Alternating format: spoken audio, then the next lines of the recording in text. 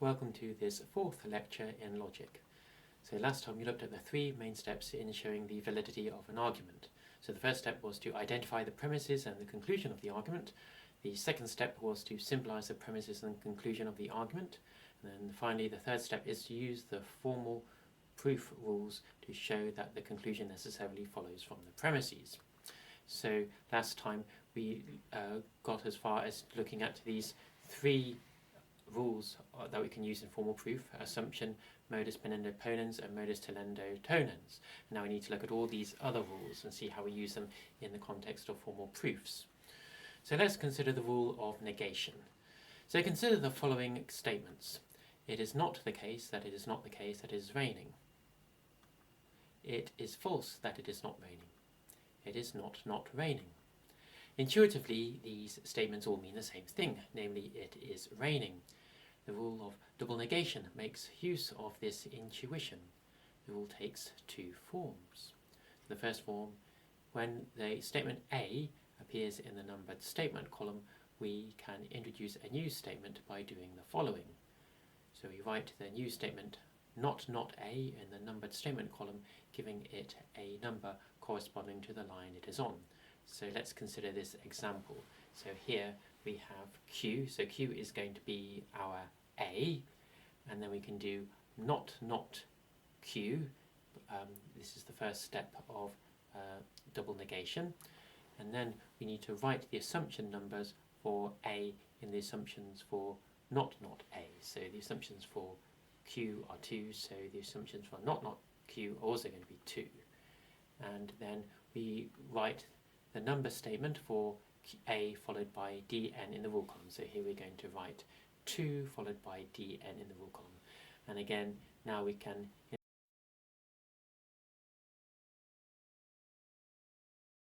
use minus p, not p, to, using modus tollendo tonens. So this is why double negation is useful in this case.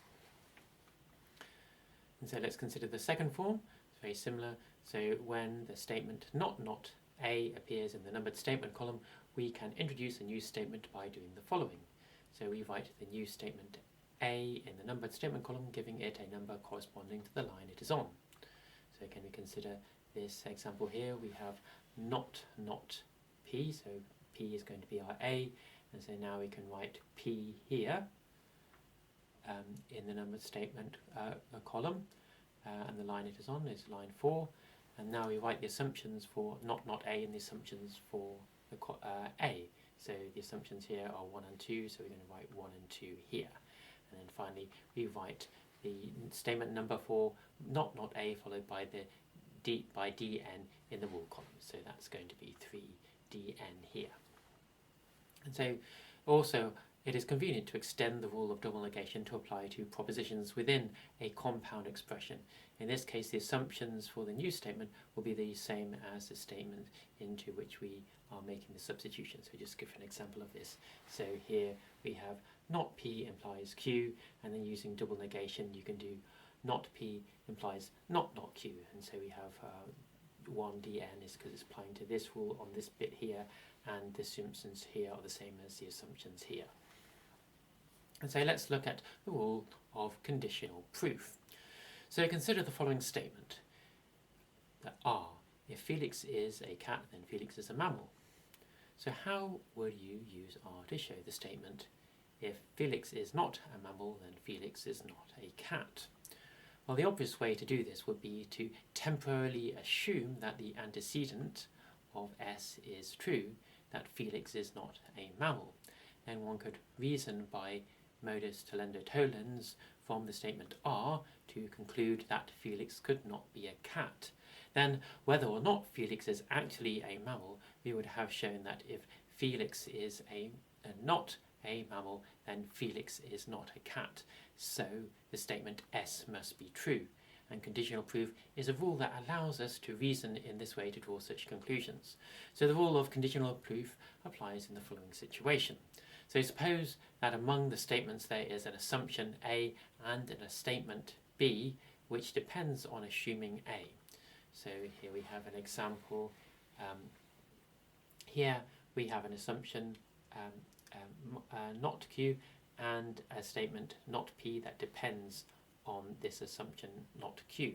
So we have A in our case is going to be not Q, and B is going to be not P in this example where we're going to apply the conditional proof. So the rule of conditional proof states that we can introduce a new statement A implies B by doing the following.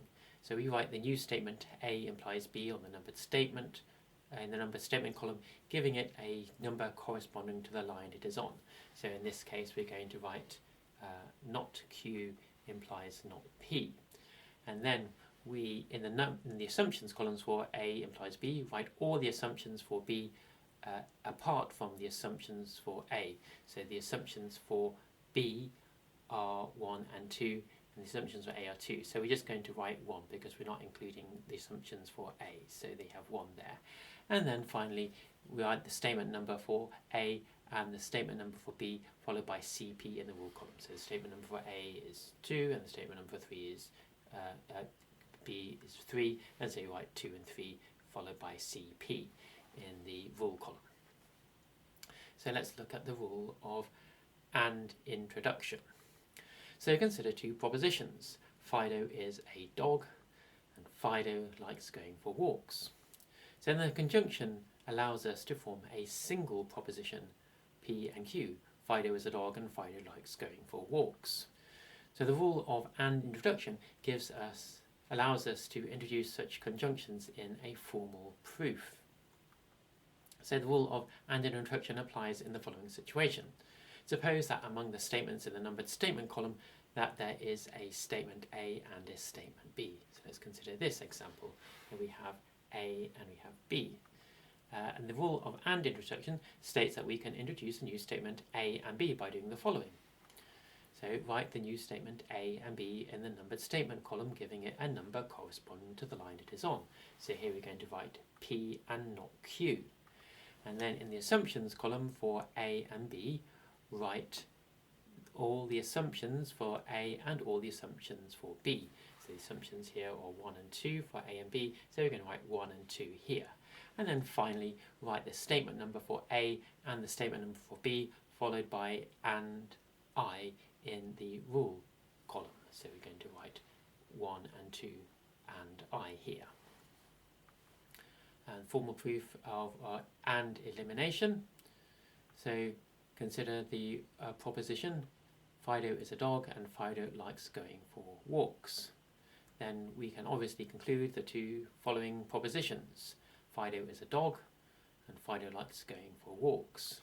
So the rule of and elimination allows us to draw such conclusions in a formal proof. So the rule of and introduction applies, and elimination applies in the following situation.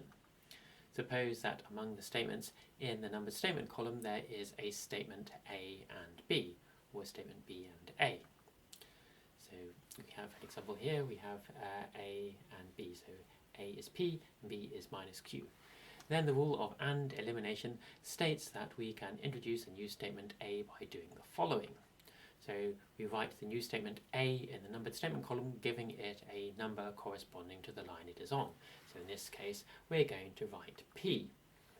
And then in the assumption column for A, write all the assumptions for A and B. Because alternatively we could use B or A, do it the other way around. We could, but in this case, so we write all the assumptions for A and B here. This is going to be 1, and then write the statements numbers for A and B, followed by and E in the rule column.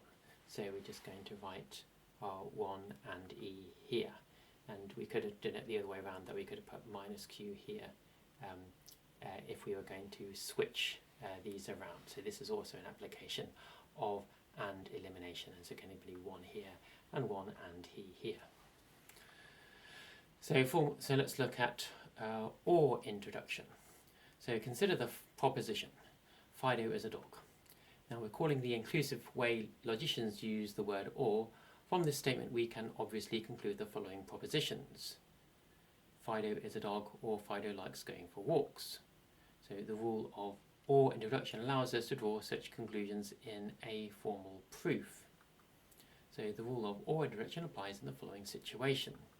So suppose that among the statements in the numbered statement column there is a statement A. So we have this example here, so P is going to be our A, and then for any statement B, the rule of or introduction states that we can introduce a new statement A or B, or if we decided we could introduce B or A by doing the following. So we write the new statement A or B in the numbered statement column, giving it a number corresponding to the line it is on. So here we write P or not Q. So minus Q, not Q is going to be our B here. And then in the assumptions columns for A or B, we write all the assumptions for A. So all A has the assumptions 1 here, so we're just going to put 1 here. And then we write the statement number for A followed by VI in the rule columns. That's just going to be 1 VI here. And then if we wanted to, we could also do it the other way around. That we could, if this is, we could choose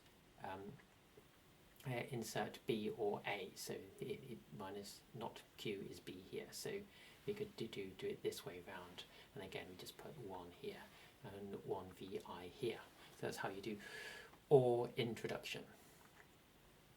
So let's look at or elimination. This is probably the hardest rule you'll have to remember. So here we consider the proposition. So either the postman is at the door or the milkman is at the door. As opposed to more propositions. If the postman is at the door, then Fido is barking. And if the milkman is at the door, then Fido is barking.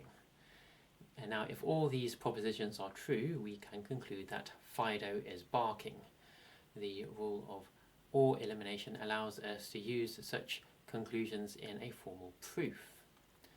So the easiest way to demonstrate the use of this rule is to consider an example. So we want to show that P or Q entails Q or P, that we can use the formal rules of logic to deduce this from this, and we need to use or elimination to do this.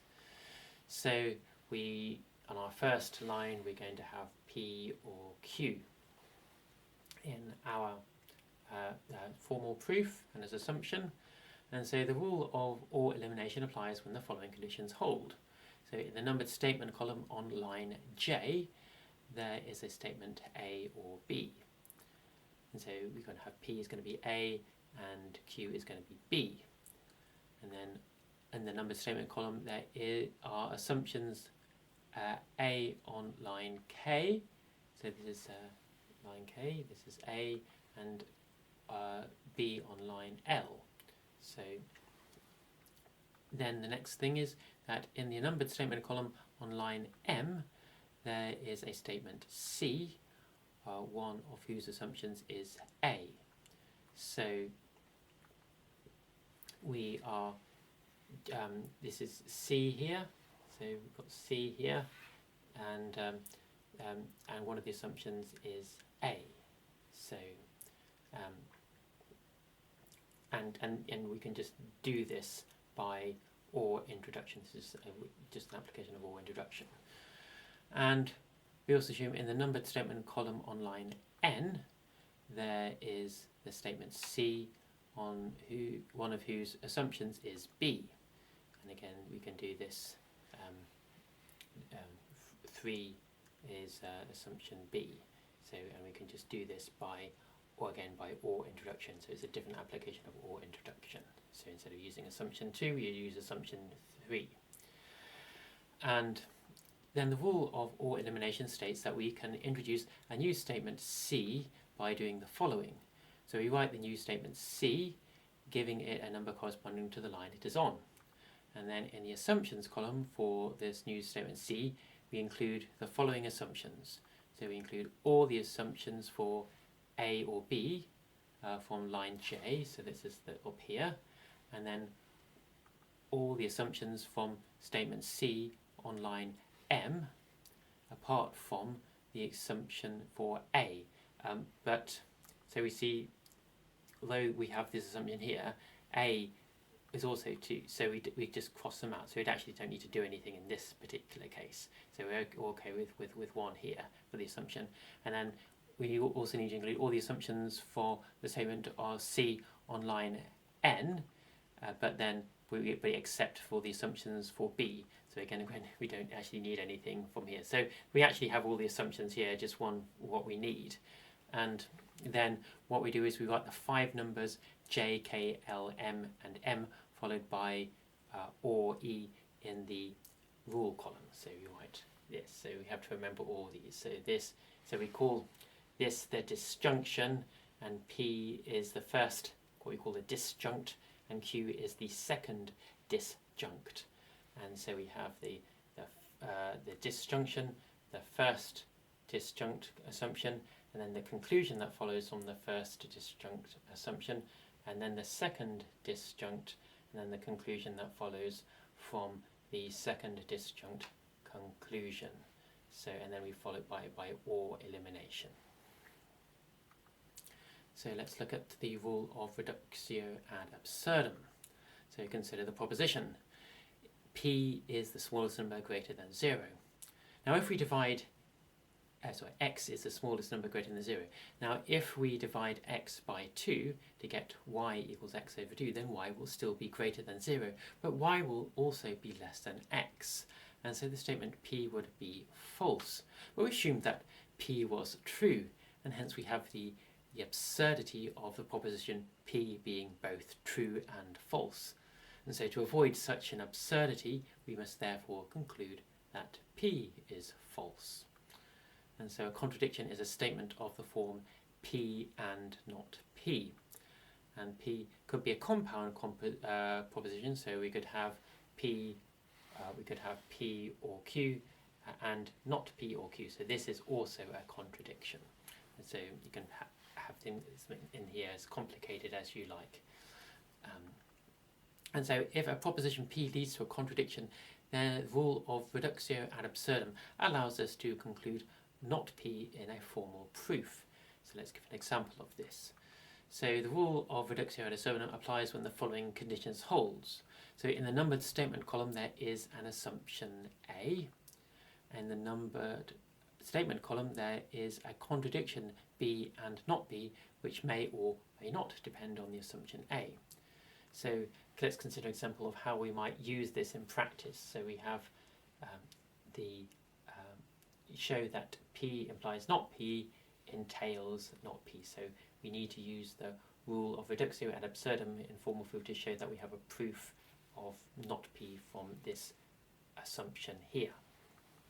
So we put our assumption here at the top here with an A next to it, and then we need to in the numbered statement column there is an assumption P, so P is going to be our A, and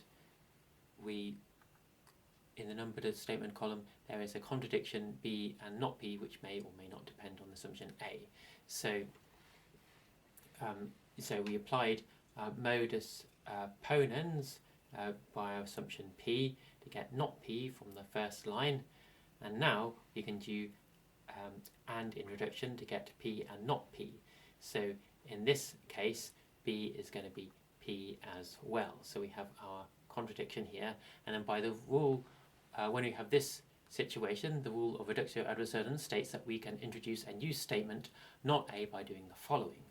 So we write the new statement not A, giving it a number corresponding to the line it is on. So we're going to write not P here because A is P.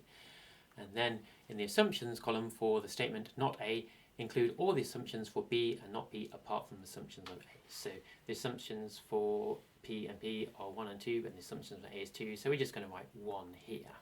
And then what we do is we write the line number for A and for B and not B, followed by RAA in the rule column. So we're going to write 2 and 4, followed by RAA here. So that's Reduxio ad Absurdum.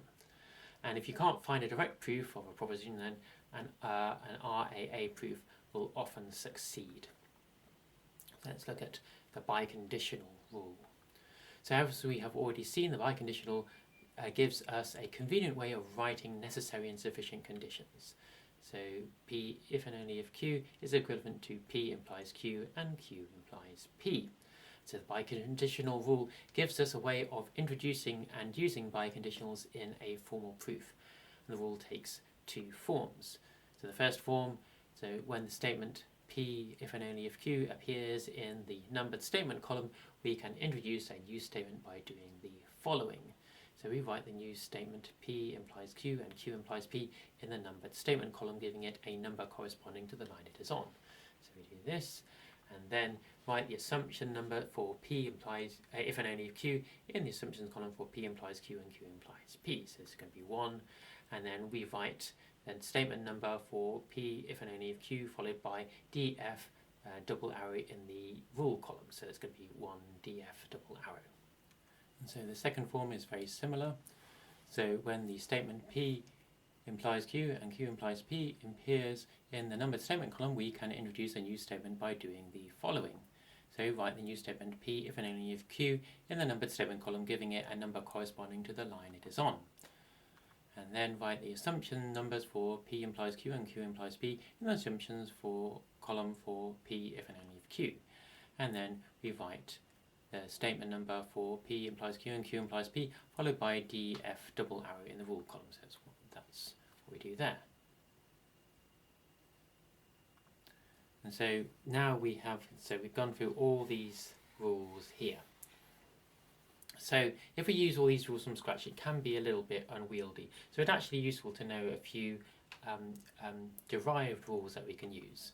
So there are some derived syllogism rules that are very useful. So we'll give then they can be derived using the 11 rules from the formal proof. And so we'll give proofs of the following rules. So the hypothetical syllogism. So if we have P implies Q and Q implies R, then this entails P implies R. So we can derive this using the rules of formal proof from this and this. But sometimes it is convenient just to state this rule rather than keep proving it every time. And then another rule is the disjunctive syllogism. So if you have P or Q and not P, then this entails Q, and likewise if we have P or Q and not Q, then this entails P. So this seems obvious enough.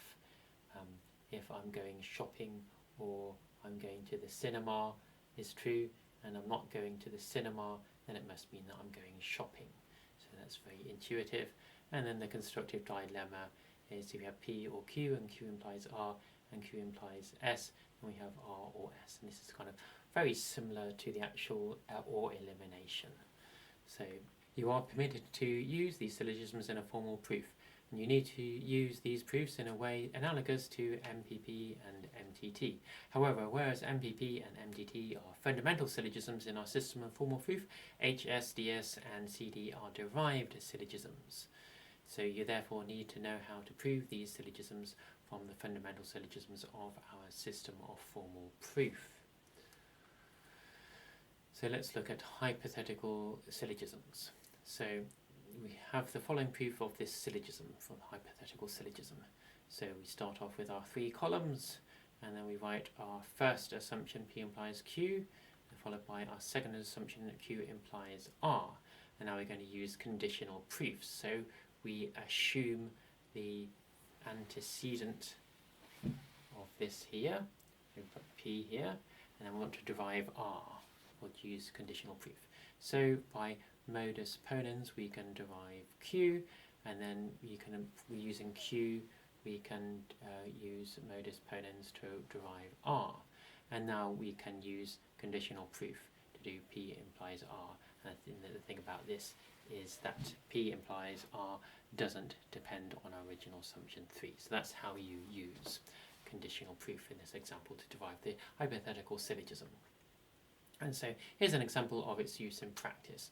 So if we're going to have our 3 columns, we could just have our just our 3 assumptions here, 2 assumptions here, and then we can just write 1 to HS. So we don't have to do these extra steps. But in an exam, if I say you can't assume it, then you'd have to go through all this. So it's worth knowing that you can use this, but also knowing how to prove it if you're not allowed to use it. So let's look at the disjunctive syllogism. So this is a little bit harder to prove, but it seems obvious enough, intuitive enough, but we need to show how it is true from our rules that we have already introduced. So we start off with our 3 columns, and we put the two premises as assumptions A and assumptions 1 and assumptions 2 here. And now we're going to take A equal to P and B equal to Q, and we're going to use OR elimination. So we need to show how we need to assume P, and we're going to try to get Q. So we're going to assume P, and then we want to derive Q from this. So what we do is we assume not Q, and then we can use P and not P from lines 2 and 3, that's and introduction, and we want to use a Reduxio ad absurdum to then we can apply Reduxio ad absurdum now because we have a contradiction here. So this must mean that we have not Q. So it's like if you have a contradiction, then absolutely anything follows from a contradiction. So even though actually we note that this line here doesn't actually depend on not Q at all, but but we conclude not Q by the Reductio ad absurdum, and so we can then use double negation to get Q, and now we need to.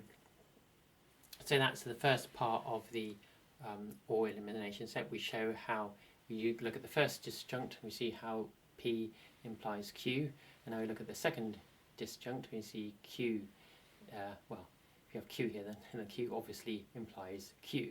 So we have shown now we can apply OR elimination to get Q. And the thing is now that so this one here is the disjunction. 3 is the line in which we assume the first disjunct. 7 is the line which we conclude get the conclusion from the first disjunct, and then 8 is the line in which we assume the second disjunct, and again 8 is the line in which we get the conclusion assuming the second disjunct. And we use all these, and then we can assume Q based on 1 and 2, the assumptions for 1, 7 and 8, less the assumptions for 3 and 8. So you can also prove the disjunction syllogism for just another example of it. It's just very similar. So again, we have our two assumptions here, and then we have A is going to be P this again, and B equals Q, and again this time C is going to be equal to P in our application of our OR elimination. And so we're going to assume P, and then we're going to well, if we assume P, then we obviously get P already, so we don't have to do anything more in the OR elimination. Now we're going to assume the second disjunct Q, and they're going to use Reductio ad absurdum. So we're going to try and get P by first assuming not P, and then we can do Q and not Q to get contradiction, and so we must have not P by Reductio ad absurdum, and then we can get P by double negation, and now we're in a position where we've derived P from assuming the second disjunct, and so we've already done it for the first disjunct, and so now we can apply OR elimination. So we can just write P now, and there's numbers 1, 3, 3, 4, 8, or E. So this is I think this is the hardest derived rule to prove. It gets a little bit confusing when you have repeating the same numbers here, but it is using the same rule that you are allowed to use. And so just an example of using the disjunctive syllogism. Like the other rules, we just have our numbered our 3 columns, and so we have P or Q, and then we assume not P, and then we can just write 1, 2, DS and Q. So that's with that, and you can do that without having to go through all the proof. That's if I allow you to do that in the exam. But you need to be able to prove the disjunctive syllogism from the formal rules that we introduced earlier. And just another example, just the other way, P or Q, and then do not P, not Q, and then from this we can deduce P. And that's how we would use this rule, the disjunctive syllogism in this case. So that's like a constructive dilemma. So proofs of the constructive dilemma, we have P or Q, P implies R and Q implies S. We want to deduce R or S from this. So we have our three assumptions, and we're going to have A equal to P, and B equal to Q, and C equal to R or S. And so we're going to use or elimination again. So if we're going to assume this first is disjunct, and then we can apply modus ponens to get R, and then we use or introduction to get R or S. So we've got C. Then now we need to look at the second disjunct. So we assume Q, and then we use modus ponens to get S, and then we can do R or S using or introduction again. And so now we're in a position where we can do or elimination on these lines to get R or S depending on 1, 2 or 3.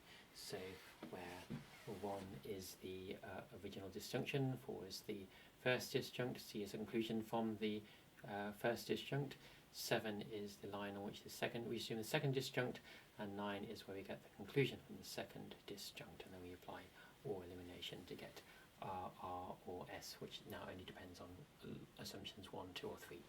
So that's the proof of the constructive dilemma.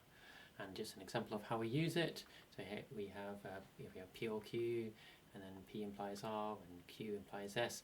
Then we can just write R or S, and then 1, 2, 3, followed by C, D. And so, as well as having these three syllogisms that you can use, there's also very helpful to know that there are equivalence rules.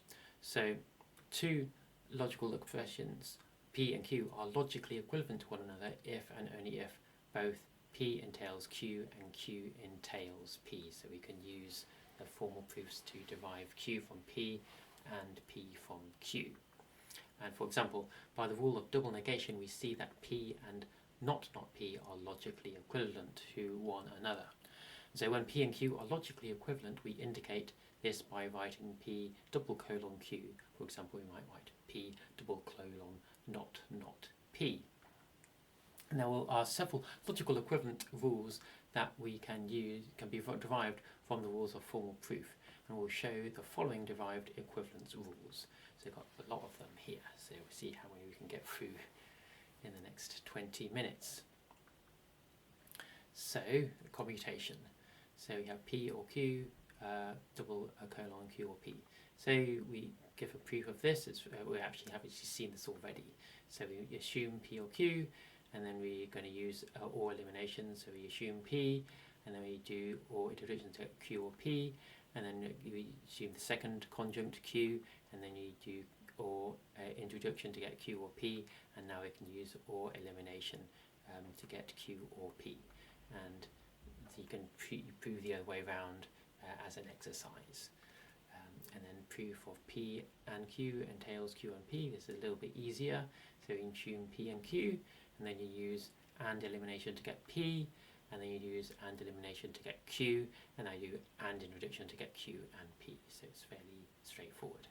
And so how we can use this, we can just substitute it anywhere that we like. So for instance, if we have P or Q implies R, then we can use commutation just to swap the Q and the P around to get Q or P, and just the assumptions here are just going to be the same as the assumptions here, and we just swap them around. And so that's how you do that. So let's look at association. So here we have, again, this seems very intuitive, that if I'm wearing white, or I am human, or I'm a priest, then it's kind of seems obvious that it doesn't matter which order that we say these things in. So it seems very intuitive, but we need to actually show how this follows from the rules that we have already defined. And so we have another form of association, again with and. So here's a proof. So we start off with our assumption, and we're going to use or elimination again. So we have to assume the first conjunct, and again we have to, it's a bit complicated because you have to use or elimination twice. So we first, so we're going to take P, so our C here is going to be this thing here, P or Q or R, in this kind of, this example of OR elimination at this stage of OR elimination. So we start with P and we want to show P or Q. We want to show P or Q or R based on this assumption P. So we can do OR introduction, and then we can just do a second round of OR introduction, so we get what we wanted.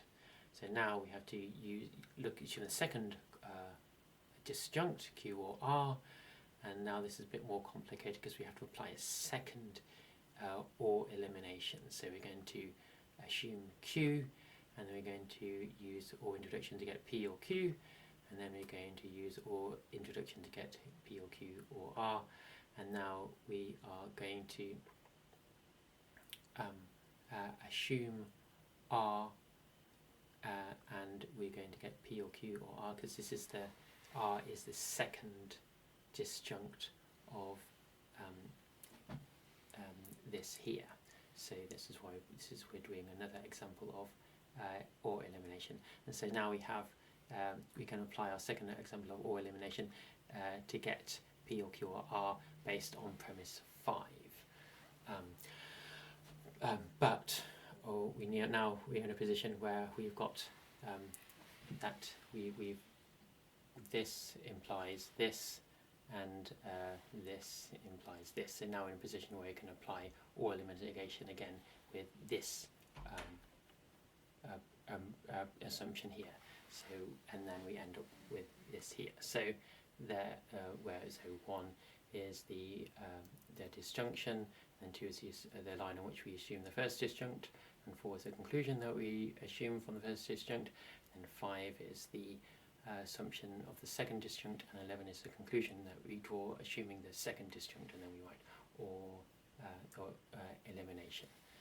So, and you can prove the other way around as an exercise. And then just have another example of much easier to show this with conjunctions. So we just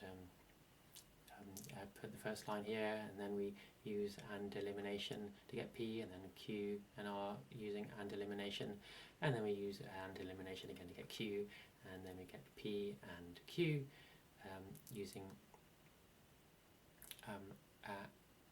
AND introduction, and we need to get R from using AND elimination, and then we can get P and Q and R using AND introduction. So that's very straightforward, and we can prove the other way around as an example, as an exercise, an example of its use. So we can just, if we have an expression like this, then we can just shift the brackets around like this. So that's, and we just write 1 as. So it's clear how we're using that in that case, how we can do the substitution. So now De Morgan's law. Now this is a very useful law to be aware of. So this states it has 2 forms. You have not P and Q is equivalent to not P or not Q. Another form is not P or Q is equivalent to not P and not Q. So if we give a proof of this way around, so we write our first assumption here, and now we're going to try and prove it by doing a Reduxio ad absurdum. So we're actually taking the negation of this and see how we can derive an absurdity. And what we can do is, well, to get we're applying 2 Reduxio ad absurdum. So we want to see if we can contradict this statement here, P and Q. So the way we can contradict not P and Q is to try and prove P. So what we're going to do is we're going to assume not P, and we're going to see if we can get a contradiction from this. And well, what we can do, if we have not P, then we can do an OR introduction to get not P or not Q, and now we can do an introduction to get a contradiction here. So that means that we must be able to conclude not P by the Reduxio ad absurdum, and then we use double negation to get P, and so we have derived P. In a similar way, we want to derive Q, so we assume not Q, and then we get not P or not Q, and then we can get a use and in reduction to get a contradiction, and so that means that we can get not Q using Reduxio and Absurdum, and then Q by doing double negation. And so now we can do and in reduction to get P and Q, and this contradicts this line up here, so we're going to get a contradiction here by using and in reduction, and so that means we must be able to conclude not P or not Q, and then we try double negation to get not P or not Q. So that's how you prove De Morgan's law. So it's a little bit tricky, but it'd be good if you're happy with proving this. So I guess it's the hardest part of these things is not just knowing the rules, but knowing how to apply them to get the result that you want. But with a little bit of practice, you get to see how to do these things. So you can try the other way around as an exercise. And then the second version of De Morgan's law is a little bit easier. So we have not P or Q as our assumption, and so we're going to try and get a Reduxio ad Absurdum. So we need to show not P and not Q. So we assume P and see if we can get a contradiction. Well, it's very easy. You just take now do or introduction to get P or Q, and now you can have a contradiction. So that must mean that you conclude not P by Reduxio ad Absurdum, and then again you assume Q, and then you do or introduction to get P or Q, and then you get a form of contradiction, and by and in reduction, and so you conclude not Q, and then you just do and in reduction to get and not P and not Q. So that's what we needed to prove, and so you can try to go proving the other way around as an exercise. And so just an example of its use. So if we had an expression like this, then we can just change it to this using the De Morgan rule. So, and this can actually be quite useful in certain situations. So it's just, but the trick is actually knowing when to use it. And so let's look at contraposition.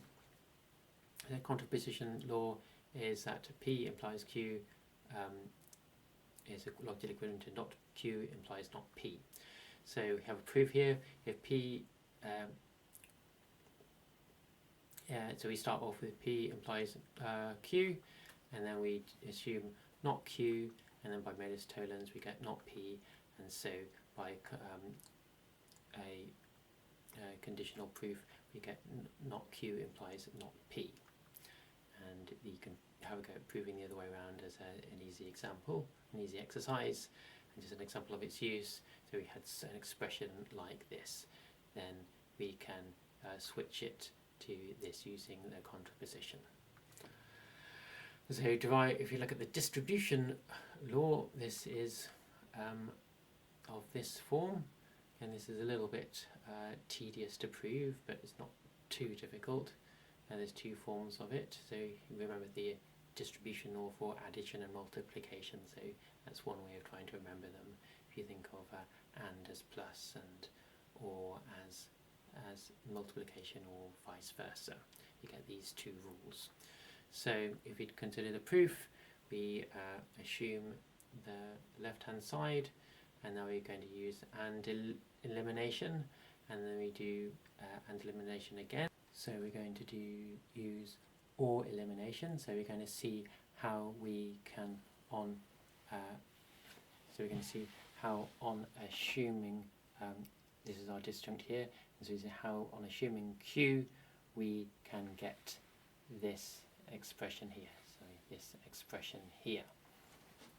So we can use and in relation to P and Q, and then we can use or to get P and Q or P and R. So the first bit, and now we're going to assume R, and then we can again do P and R using and introduction, and then we can do or introduction to get P and Q or P and R. And so now we can use or elimination to get the desired result. and then you can try the other way around as an exercise, and again just show you a proof of the other distribution law.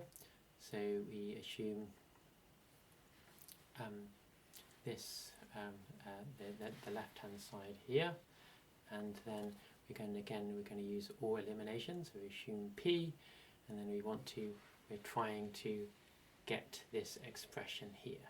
So if we assume P, we can then get P or Q, and then we can also get P or R, and then we can use and introduction to get this conclusion here, and then we now need to assume Q and R, and then we're going to use and elimination to get Q, and then we can use or introduction to get P or Q, and then we use and elimination to get R, and then we use or introduction to get P or R, and now we can use the conjunction rule to get introduction to get P or Q and P or R, and now we can use or elimination.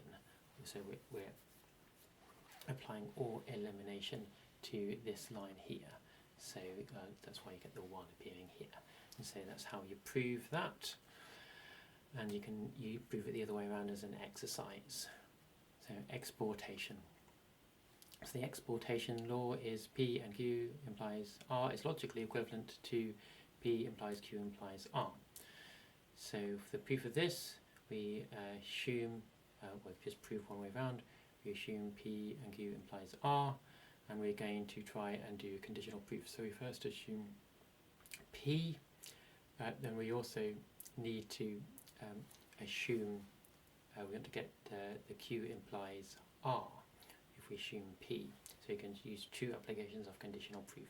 So we're going to assume Q, and now we can use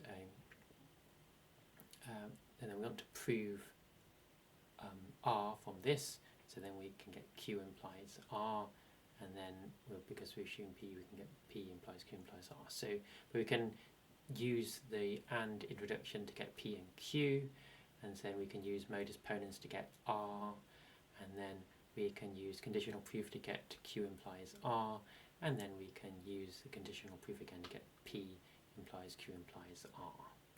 And you can prove the other way around as an exercise. And so it's an example of its use. So you have something like this, then you can just just get rid of the and change the brackets slightly, so you get it like this, and just write 1x for exportation. So let's look at material implication. So this is the rule that states that P implies Q is logically equivalent to not P or Q. And let's prove this way around. So we assume that not P or Q, and so we're going to use or elimination. So we assume the first disjunct, not P, and what we want to do is we want to do a conditional proof to conclude P implies Q. So we assume P, and we want to show that P get Q from this. So we're going to try and get Q by Reduxio ad absurdum. So we assume not Q, but now we can take the conjunction of P and not Q, not P, to get a contradiction, and so we can conclude not Q by Reduxio ad absurdum, and so we do double negation to get Q, and now we can do conditional proof to get P implies Q. And now that's what we did on the first conjunct, and on the second, now assume the second conjunct of Q here. We want to derive Q. This is all. I want to show that assume P. Well, we've already assumed P in line 3 here, and so we can just do P implies Q using line 3 and 9 and conditional proof. And so we've done the 2 parts of the or elimination, and so now we can actually apply the rule to get P implies Q based on premise 1. And you can try and prove the other way around as an exercise. And so here's just an example of how you might use it. So you had an expression like this, and you can just switch it around, use material implication, put it in here. Okay, so material equivalence. So this is quite difficult one to prove, but here we go. So the law of material equivalence is that P, if and only Q, is logically equivalent to P and Q, or not P and not Q. So basically it's kind of very intuitive from when you think about if P, that P and Q must have the same truth values. So either they're both true or they're both false. So let's try and prove it this way around, so that how P implies Q implies this disjunction here. So we start off with making our assumption, and now we're going to use the definition of the biconditional to get it in the form of a conjunction. And so now where do we go from here? Well, one way to do it is to, well, if we assume this, so this is P or not P, and we're taking the negation of that, because we're trying, if we show P, if we take the negation of this, then we can try Reduxio ad Absurdum, because it seems that either P is true or not P is true. So by assuming the negation, you're going to get a contradiction. And then when we have established P or not P, then we can use an or elimination to get this term and this term here. So let's see what we might do. So we going to try and get trying to get a contradiction by assuming not P or not P or not P. So we make the if we can prove not P from this, and then we can do or introduction to get P or not P, and then you get another contradiction. So we assume P, and then we use or introduction to get P or not P, and then we can use and introduction to get this contradiction here. And so we must be able to get do Reduxio ad Absurdum on line 4 to get not P, using this contradiction on line 6. And so now we can do not P or P by or introduction, and then that we can do conjunction with line 3 to get another contradiction. And so that must mean that we have not P or not P. And notice the thing is that that this doesn't depend on any assumptions at all. So now we can use double negation to get P or not P. So that's the kind of, well, I think the difficult bit of this proof.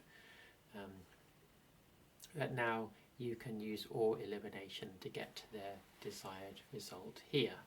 So we assume P, and in the case of or elimination, and then we can use P implies Q by and elimination from the definition here that we used by the biconditional, and now we can use modus ponens to get Q, and then we can use and introduction to get Q, P and Q, and then we can do or introduction to get what we're after.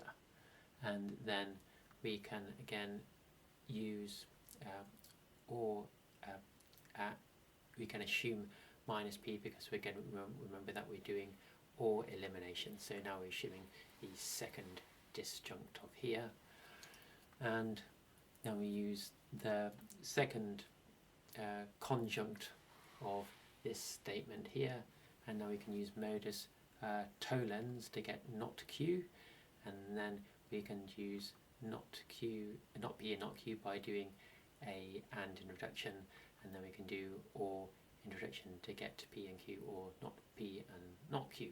And so we've derived this expression from both conjuncts, both disjuncts here. And so now we can apply or elimination to get this result here. And so you can go proving the other way around at your leisure. And so this the trick was this bit here, figuring out this, and this is actually got a law for this. It's called the Law of Excluded Middle. So here we have no assumptions at all entail P or not P. And so this is it's worth knowing what a tautology is. So a tautology is a proposition that is always true on every assignment of truth values to its atomic statements. So we have two examples. So the law of excluded middle. So P or not P is a tautology. So if P is true, then P or not P is going to be true. If P is false, then P or not P is also true. Another example of a tautology is the law of non-contradiction. Not P and not P is a tautology. So you have to make sure that you get this is why you need brackets. Can't really say it in English. So, but also it's worth noting that in proposition logic, this definition of tautology is equivalent to the following. So a tautology is a proposition that can be proved without it depending on any assumptions. So we have just an example of using the law of excluded middle. So instead of having to go through those sort of 9 or so lines in the last proof, this is actually the second line of the proof, but if we had something like this, and then we can do P or not P, just do law of excluded middle, and it doesn't depend on any line at all. And now you can just proceed at your leisure using or elimination to get the result that we had in the last example. And so here are some things to remember for the exam. And the main thing is actually knowing how to use these rules. So it's not about memorizing things, it's about how to actually use these things in practice. So you have to do lots of practice to get comfortable with using all these rules.